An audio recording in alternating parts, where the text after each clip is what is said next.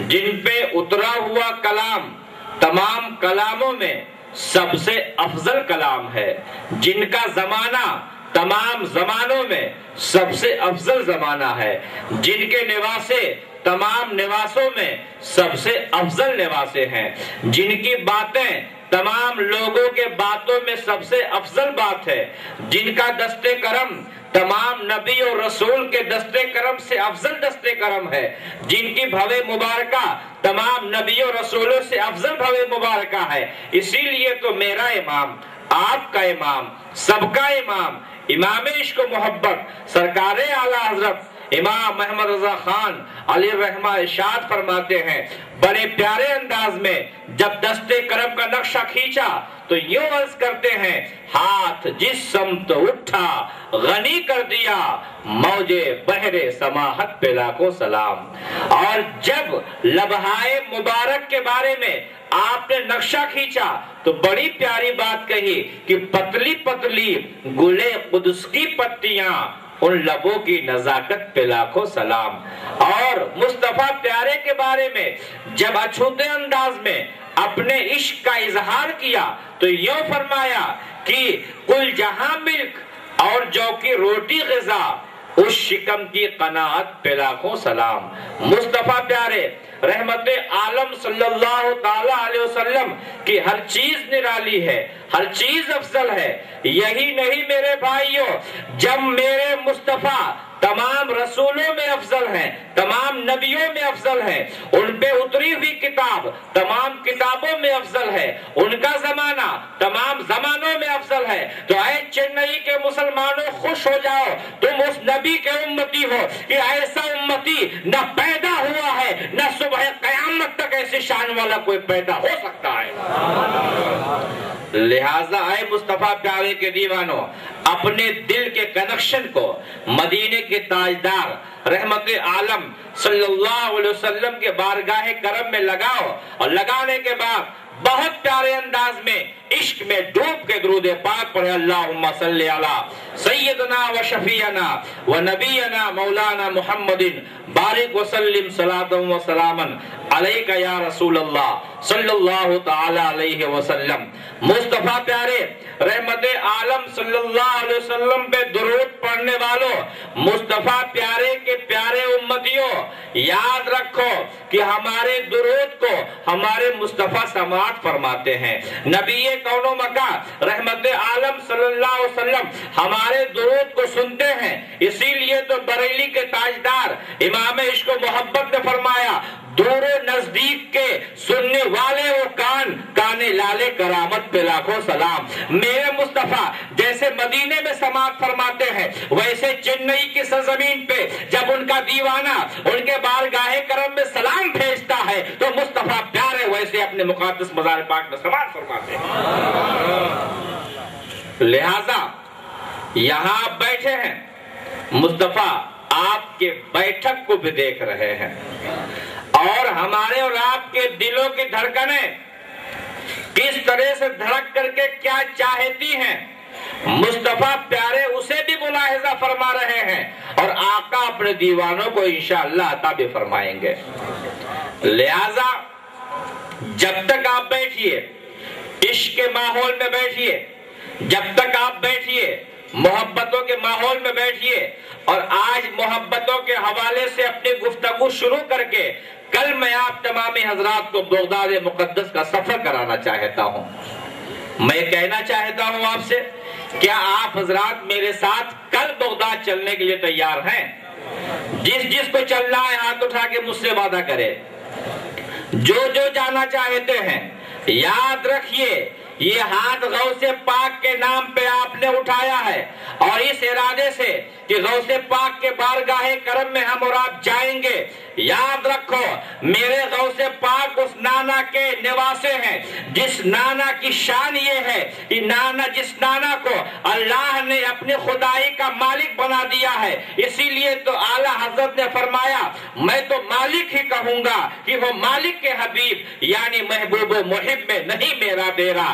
جب نانا جان سے اپنے ان دیوانوں کی سفارش میرے غوث پاک فرما دیں گے تو یاد رکھو وہ لمحہ نگاہوں کے سامنے ہوگا کہ چنئی کا مسلمان ہوگا، غوث پاک کی چوکھٹ ہوگی اور غوث پاک کے بارگاہ کرم میں کھڑے ہو کر کے استعداد پیش کر رہا ہوگا اور غوث اعظم پہ نانا کے بارگاہ کرم میں دعا کر رہے ہوں گے، نانا یہ ہمارے چاہنے والے آئے ہیں، یہ خالی ہاتھ نہ جائے، ایک ابرو فرما دیں گے میرے مصطفیٰ، ہماری خالی جھولی غوث اعظم کے صدقے میں اللہ فر دے گا۔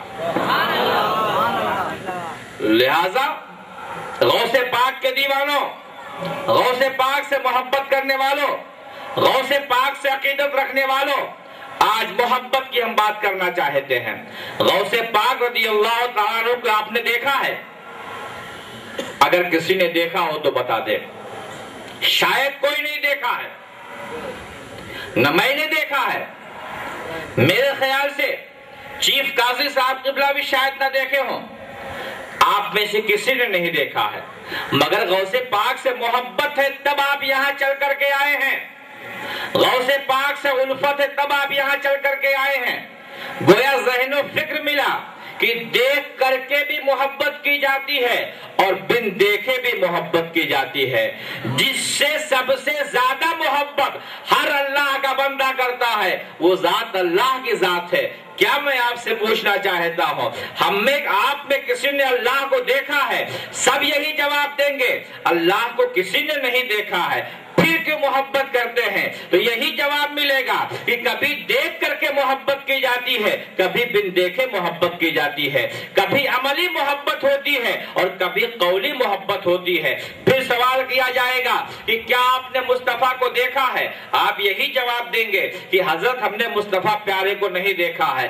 پھر ہم آپ سے پوچھیں گے کہ جب آپ نے نہیں دیکھا ہے تو محبت کیسے کرتے ہیں؟ جواب یہی آپ دیں گے کہ محبت اس لیے کرتے ہیں کہ وہ محبت کرنے کی چیز ہے اور ان سے محبت کا صلہ اللہ یہ دے گا کہ کل محبت کرنے والوں کے لیے میدان محشر میں ہاتف غیبی آواز دے گا، اے میرے محبوب سے محبت کرنے والوں، محبوب کا نام لے کر کے جنت میں داخل ہو جاؤ۔ جبریل امین کے پر بچھے ہوں گے اور جبریل امین جو ہے یہ گزارش کرتے ہوں گے، اے نبی کے امتیوں میرے پر کے اوپر سے گزر جاؤ تو میں کوئی نہیں روکے گا۔ اسی لیے میرا امام کہتا ہے پل سے اتارو راہ گزر کو خبر نہ ہو، اور جبریل پر بچھائے تو پر کو خبر نہ ہو، اور کاٹا میرے جگر سے غم روزگار کا یوں کھینچ لیجئے کہ جگر کو خبر نہ ہو۔ بات عشق کی چل رہی ہے، محبتوں کی چل رہی ہے، محبت کرنے والے یہاں بیٹھے ہیں۔ محبت کبھی دیکھ کر کے کی جاتی ہے، کبھی بے دیکھے کی جاتی ہے۔ یہاں جتنے دیوانے بیٹھے ہیں غوث پاک کو نہیں دیکھے ہیں پھر بھی محبت کر رہے ہیں، غوث پاک کو نہیں دیکھے ہیں پھر بھی چاہت لگی ہوئی ہے۔ وہ یہ جانتے ہیں، اتنا تو ضرور جانتے ہیں کہ غوث اعظم وہ ہیں جو پیدا ہوئے تو پیدا ہونے کے ساتھ رمضان کے مہینے کا روزہ رکھا، اس لیے محبت کرتے ہیں۔ نبی کون و مکہ کے مقدس نواسے ہیں اس لیے محبت کرتے ہیں، حسنی سید ہیں اس لیے محبت کرتے ہیں، حسینی سید ہیں اس لیے محبت کرتے ہیں، اللہ کے محبوب کے دل پر ہیں اس لیے محبت کرتے ہیں۔ ہمارے مشکلوں کو اللہ کے دیے ہوئے طاقت و قوت سے دور فرمانے والے ہیں اس لیے محبت کرتے ہیں۔ محبت اس لیے کرتے ہیں تاکہ ہمارے دل کی مرجھائی ہوئی کھیتی غوث اعظم کی محبت کے بدلے میں اللہ تعالیٰ ہری فرما دے اور ہمارے دل کی مرجھائی ہوئی کلیاں غوث اعظم کے صدقے میں کی جائیں۔ اسی لیے محبت کرتے ہو نا،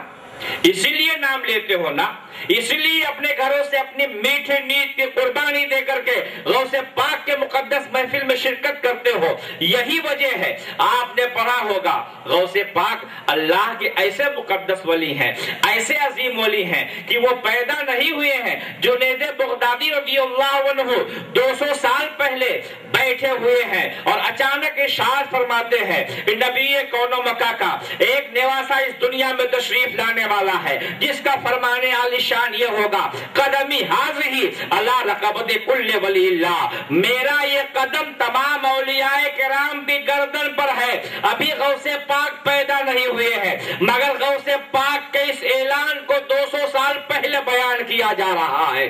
جنید بغدادی جیسے اللہ کے مقدس ولی بیان کر رہے ہیں. ایک بات شروع میں میں نے بتلایا, نہ میرے نبی جیسا کوئی نبی آیا ہے, نہ میرے نبی پہ اتری ہوئی کتاب جیسی اللہ نے کوئی کتاب اتاری ہے, نہ میرے نبی جیسا کوئی زمانہ کسی نے پایا ہے, نہ میرے نبی جیسی کسی کی امت آئی ہے, اور نہ امت محمدیہ کے ولیوں جیسا کوئی ولی پیدا ہوا ہے. اس لیے کہ جو شان امت محمدیہ کو ملی ہے نہ کسی کو ملا ہے نہ کسی کو مل سکتا ہے.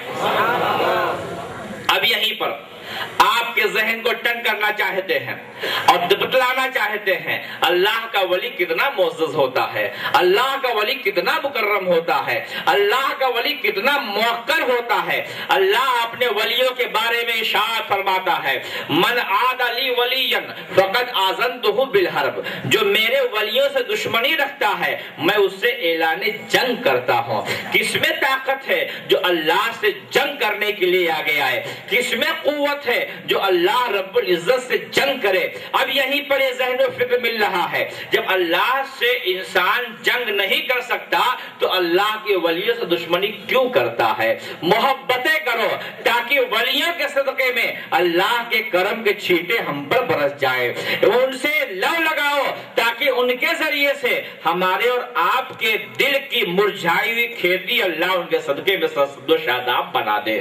اس یہی وجہ ہے کہ ہم اور آپ غوث پاک سے اور اللہ کے ہر ولی سے محبت کرتے ہیں کہ ان کے محبت کے صدقے میں اللہ رحمت و اکرام کی بے پناہ بارشوں کا نزول فرماتا ہے.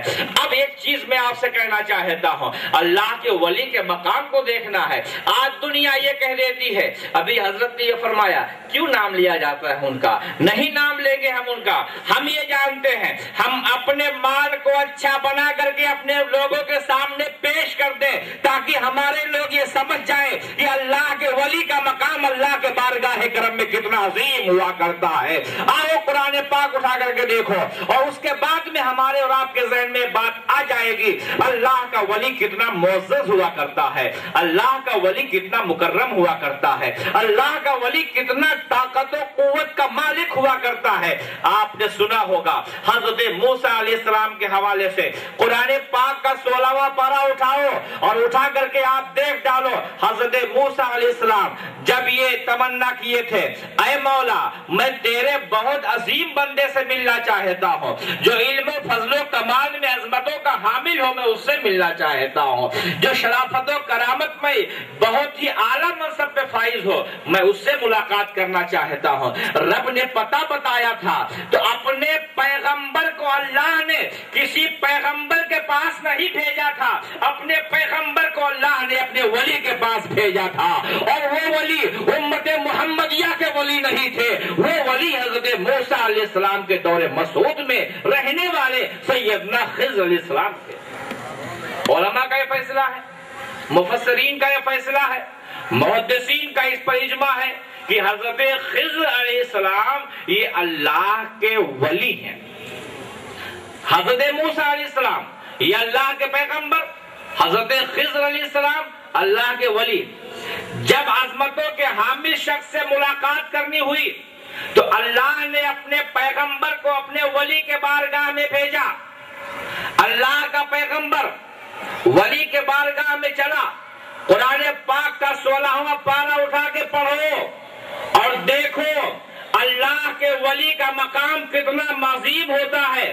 چلے یوشع بن نون بھی ساتھ میں ہو لیتے ہیں. ایک مچھلی ہے جو بھون لی جاتی ہے, بھوننے کے بعد میں چل دیتے ہیں، جہاں بھوک لگے گی بھنی ہوئی مچھلی کھا لی جائے گی، اور تلاش میں اللہ کا پیغمبر اللہ کے ولی کی چلتا ہے، چل رہے ہیں، راستہ طے ہوتا جا رہا ہے، ایک جگہ رکتے ہیں، تھوڑی دیر قیام فرمایا اور قیام فرمانے کے بعد میں پھر اپنا سفر جاری رکھتے ہیں۔ بھوک لگی، کہتے ہیں لاؤ تھوڑا کھانا کھا لیا جائے، جب کہتے ہیں مچھلی کہاں ہے، لاؤ بھنی ہوئی مچھلی کو کھا لیا جائے اور کھا کر کے اپنے بھوک اور پیاس کو بجھا لیا جائے۔ یوشع بن نون فرماتے ہیں اے اللہ کے پیغمبر، جہاں ہم لوگ رکے تھے سمندر کے کنارے، جہاں دو سمندر آپس میں مل رہے تھے، وہاں پوچھنا چاہتا ہوں ہم اور آپ بھی بھنی ہوئی مچھلی لے کر کے چلے تو کیا بھنی ہوئی مچھلی زندہ ہو جائے گی؟ ایک زبان ہو کر کے پورے چنئی کے مسلمان یہ کہیں گے حضرت بھنی ہوئی مچھلی زندہ نہیں ہو سکتی ہے، تو پھر کیسے وہ زندہ ہو گئی؟ یہ کہنا پڑے گا کہ اس میں کوئی کرامت ضرور ہے، اس میں کوئی خلق عادت معاملہ ضرور پیش آیا ہے۔ اب واپس ہوتے ہیں، کہا یہی اسی جگہ کی تلاش میں تو ہم نکلے تھے، کہاں چلے ہو؟ واپس چلو، قرآن کی تفسیر اٹھا کے دیکھو۔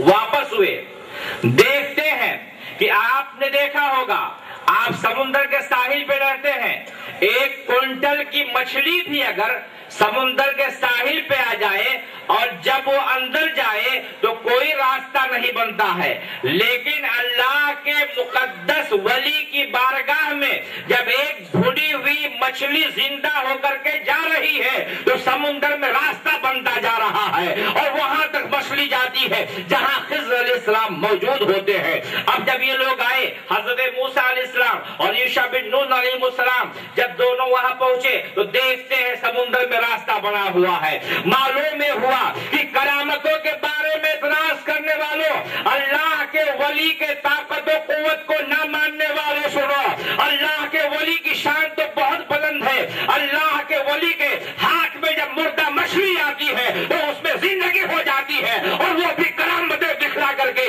سمندر کے پانی کو چیر کر کے یہ بتلاتی ہے کہ نسبت سے شے ممتاز ہوا کرتی ہے۔ اللہ والوں سے تعلق پیدا کر لو، یہاں بھی کامیاب رہو گے، مرنے کے بعد بھی کامیاب رہو گے۔ کہتے ہیں کیوں مناتے ہو غوث پاک کی یاد؟ کیا ملتا ہے تمہیں ان سے محبت کرنے سے؟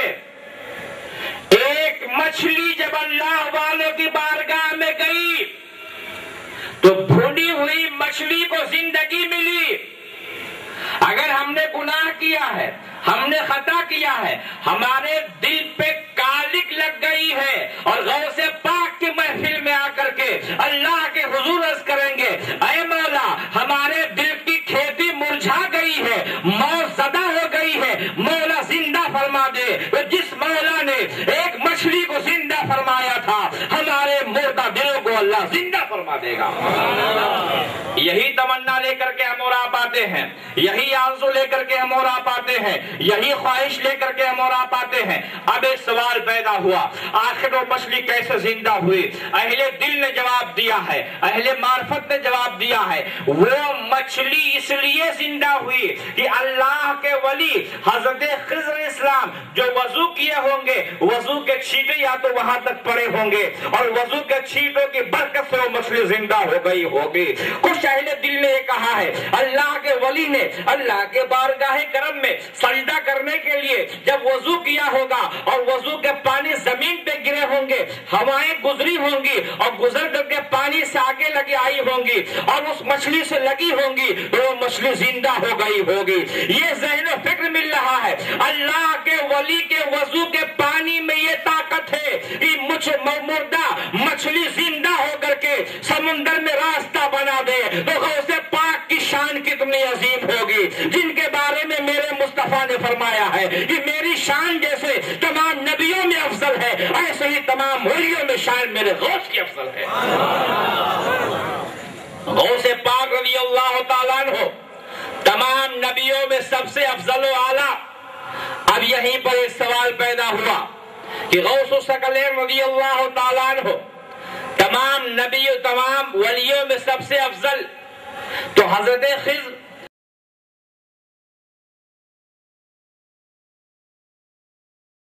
مکہ کے किसी का उम्मती नहीं हो सकता। तो हजरत खिज़र अलैहिस्सलाम जब मूसा अलैहिस्सलाम के दौर के वली हैं, तो गौसे आजम के विलायत के मनसब तक कोई नहीं पहुंच सकता। मालूम हुआ ना गौसे आजम की विलायत तक किसी नबी के दौर का वली पहुंचा है, न पहुंच सकता है। अब तो कोई नबी आएगा ही नहीं, नबूवत का दरवाजा बंद हो चुका है। अब कोई भी वली गौसे आजम के मकाम को न पैदा हुआ है और न उससे पहले पैदा हुआ था, न कयामत तक पैदा हो सकता है। गौसे पाक कौन है? क्यों आप उनसे मोहब्बत करते हैं? क्यों आप उनसे लव लगाते हैं? क्यों आप उनके नाम पे अपने नीत की कुर्बानी पेश करते हैं? वजह यह है कि वो अल्लाह के मुकद्दस वली हैं, नबी ये कौनो मक्का के मुकद्दस निवासे हैं। आप हसनी सैयद भी हैं, आप हुसैनी सैयद भी हैं। बचपन का जमाना आपका है, पैदा होने से पहले के हालात आपके हैं। पढ़ते जाओ, आंखें खुलती जाती हैं, पढ़ते जाओ, अजमतें दिल में बैठती जाती हैं, पढ़ते जाओ, दिल की मुरझाई हुई कलियां खिलती जाती हैं। गौसे पाक शिकमे मादर में आए हैं, अजीम शान इनकलाब बपा हो गया है। गौसे आजम शिकमे मादर में आए हैं, हर चहार जानिब जो है खुशियों की बारात सजने लगी है। गौसो सकलैन रज़ियल्लाहु ताला अन्हु जब अपने वालिदा के शिकमे नाज में थे, तब भी आपकी हिफाजत हो रही है, और जब आप इस दुनिया में तशरीफ लाए तो मेरे मुस्तफा हज़रत गौसे पाक के मुकद्दस काशाने पे तशरीफ लाते हैं।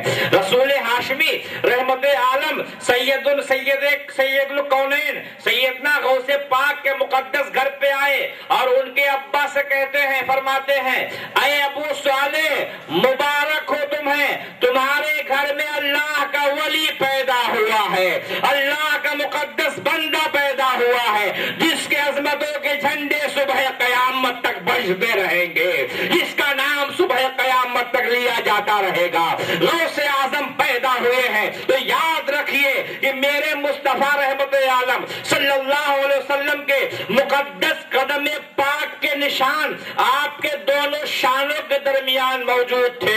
आज हम ये तमन्ना करते हैं, आप ये तमन्ना करते हैं, ऐ मुस्तफा प्यारे, ऐ अनीसे बेकसा, जो सर पे रखने को मिल जाए नाले पाके हुजूर, तो हम कहेंगे कि हाँ ताजदार हम भी हैं, हम भी अपने आप को बादशाह कहेंगे, हम भी अपने आप को जो है मुल्क का अजीम शान इंसान कहेंगे। लेकिन गौसे पाक की शान ये है कि उनके दोनों शानों के दरमियान मेरे मुस्तफा के कदम पाक का निशान लगा हुआ है, गोया ज़हनो फिक्र मिल रहा है। ऐ मेरे अब्दुल कादिर सुन लो, मेरे कदमों का निशान एक लम्हे के लिए नहीं होगा, जब तक बगदाद में रहोगे मेरे कदमों का निशान रहेगा, कब्र पाक में जाओगे मेरे कदमों का निशान होगा, मैदान महशर में जाओगे मेरे कदमों का निशान होगा, और यही कदमों के निशान तुम्हारे अजमतों के बुलंदी के लिए काफी होंगे। एक लम्हे के लिए आरज़ू अगर आदमी करे जो सर पे रखने को मिल जाए नाले पाके हुजूर, तो हम कहेंगे कि हाँ ताजदार हम भी हैं। ताजदार के माने होते हैं बादशाह के, और गौसे आजम पैदा हुए तो मेरे मुस्तफा ने करम फरमाया कि गौसे पाक के दोनों शानों के दरमियान अपने कदमे पाक का ठप्पा लगा दिया। और जब मेरे गौसे पाक पैदा हुए, उस दिन उस महीने में पैदा होने वाले कोई लड़की नहीं, लड़के पैदा हुए, और जितने लड़के पैदा हुए सब अल्लाह के वली गौसे आजम के सदके में पैदा हुए, अल्लाह के बरगुज़ीदा बंदे उस जो है गौसे पाक के सदके में पैदा हुए।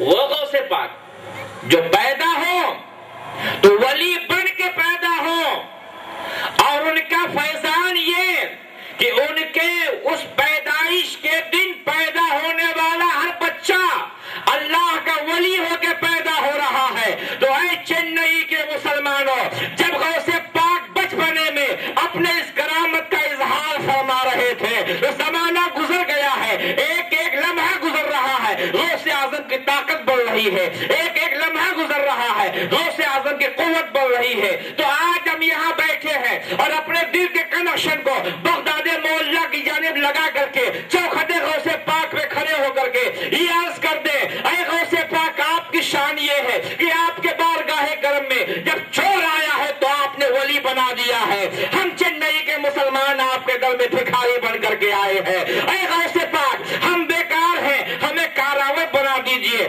ہمارے پاس علم نہیں ہے، علم عطا کر دیجئے. ہم بھکاری ہیں، ہماری خالی جھولی بھر دیجئے. واللہ عظیم میں کہتا ہوں، اگر تصور میں غوث پاک کے بارگاہ کرم میں ہم حاضری دیں گے اور عرض کریں گے تو میرا ایمان بول رہا ہے، میرا یقین بول رہا ہے کہ در غوث پاک سے کوئی بھکاری خالی نہیں آئے گا.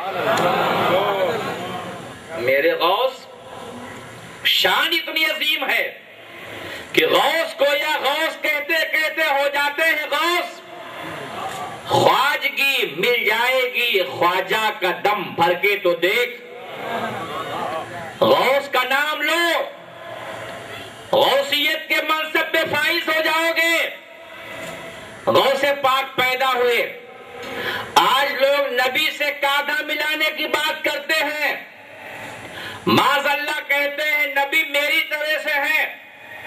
نبی کی شان تو ڈاکٹر صاحب بہت بلند ہے، غوث پاک کے قدموں تک کوئی نہیں پہنچ سکتا ہے. مصطفیٰ پیارے کی شان کیا سمجھ پائیں گے؟ اچھا، یہ کہتا کون ہے؟ کہا کس نے؟ واہ کیا مرتبہ اے غوث بالا تیرا، اونچے اونچوں کے سروں سے ہے قدم آلا تیرا. اور سر بھلا کیا کوئی جانے کی ہے کیسا تیرا. اولیاء ملتے ہیں آنکھیں وہ ہے تلوا تیرا. غوث پاک کا وہ تلوا ہے کہ اللہ کے ولی اپنی آنکھ ملا کرتے ہیں. تو غوث پاک کے تلوے پاک کی عظمتوں کا یہ عالم کہ اللہ کے ولی اپنے پہ آنکھوں کو ملتے ہیں اور پورے وجود میں ہماری آنکھیں بڑی معزز، گویا کہ جہاں ولیوں کی ابتدا ہو رہی ہے، ولیوں کی انتہا ہو رہی ہے، وہاں غوث اعظم کی ابتدا ہو رہی ہے. تو جب غوث اعظم کے وہ بارگاہ کرم میں آنے والے ولیوں کی برابری نہیں کر سکتے ہو تو مصطفیٰ پیارے کی برابری کیسے کر سکتے ہو؟ اچھا، یہ اعلیٰ حضرت نے کہا، اور اعلیٰ حضرت نے ایسے نہیں کہا بلکہ امام احمد رضا خان نے دیکھا مصطفیٰ کو تب کہا. بغیر دیکھے کہتے تو سوال یہ پیدا ہوتا کہ آپ نے محبت میں کہہ دیا ہوگا، آپ نے ایسے کہہ دیا ہوگا. اعلیٰ حضرت نے مصطفیٰ پیارے کو دیکھا اور دیکھنے کے بعد میں اس کے بعد یہ فقرض کرتے ہیں کہ لم یات نظیر کفی نظرن مثل ترشد پید